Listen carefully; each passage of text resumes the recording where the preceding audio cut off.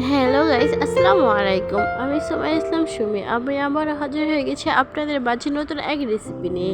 আজকে খুব সহজে ঘরে কিছু সামান্য উপকরণ দিয়ে আজকে বিস্কিট তৈরি করে দেখাবো। এই বিস্কিটটা আপনারা চাইলে 15 দিন বা 1 মাসের জন্য সংরক্ষণ করে রাখতে পারেন। চলুন তাহলে শুরু করা যাক।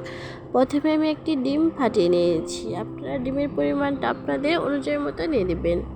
এখন এর মধ্যে দিয়ে দিচ্ছি চিনি। মিষ্টিটাও আপনাদের পরিমাণ মতো দিয়ে দিবেন। এখন আমি এই ডিম আর চিনিটাকে ভালোভাবে করে ফাটিয়ে নেব।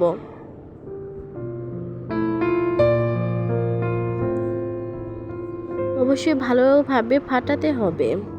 আমার ফাটানো হয়ে গেছে। এখন লবণ দিয়ে দিচ্ছি, এর মধ্যে দিয়ে দিচ্ছি ময়দা। এখন এইটাকে ভালোভাবে হাতের সাহায্যে মেখে নেব। ঠিক যেভাবে আমরা রুটি বানাই ঠিক ওই রকমভাবে ডোটাকে তৈরি করে নেব। এখন আমি সামান্য তেল ব্রাশ করে দিচ্ছি। তেলটা দিয়ে ভালোভাবে আবারও কিছুক্ষণ মতে নেব।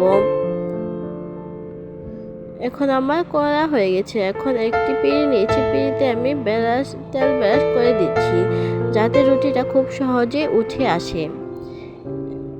এখন আমি ব্যাটারটাকে নিয়ে ভালোভাবে করে একটি রুটি তৈরি করে নেব। রুটিটা অবশ্যই হবে, বেশি মোটাও হবে না এবং বেশি পাতলাও হবে না। এখন এর মধ্যে দিয়ে দিচ্ছি সাদা তেল। এখন সাদা তেলটা দিয়ে এর উপরে ভালোভাবে সেট করে নিচ্ছি বেলনির সাহায্যে। এখন আমি সাইডের অংশগুলোকে কেটে সমান করে নেব। আপনারা এই মুহূর্তে আপনাদের পছন্দ মতো শেপ দিয়ে নিতে পারেন।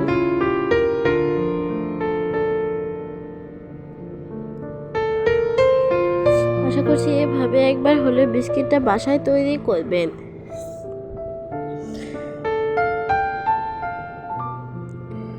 বা বিকেলে চায়ের আড্ডা এরকম করে বিস্কিটটাকে খুব সহজে তাড়াতাড়ি করে তৈরি করে ফেলতে পারেন। আমি এভাবে করে কেটে নিচ্ছি সব কয়টা। এখন এগুলোকে আমি ভাজতে চলে যাব। একটি কড়াইতে তেল গরম করে নিয়েছি। এখন এর মধ্যে একটি একটি করে দিয়ে দেব।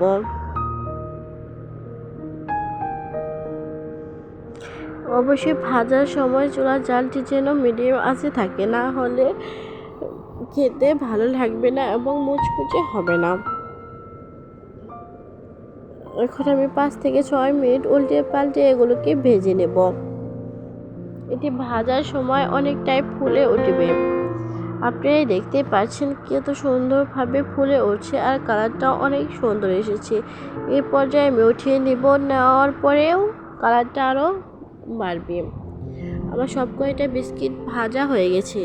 আশা করছি আমার ভিডিওটা আপনাদের সকলের কাছে ভালো লেগেছে। ভালো লাগলে অবশ্যই আমার ভিডিওতে একটি লাইক, কমেন্ট এবং সাবস্ক্রাইব করে দেবেন। পাশে থাকা বেল বাটনে চাপ দিয়ে অন করে দেবেন পরবর্তী ভিডিওটি দেখার জন্য।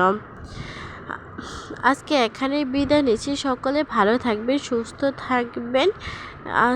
আল্লাহ হাফেজ।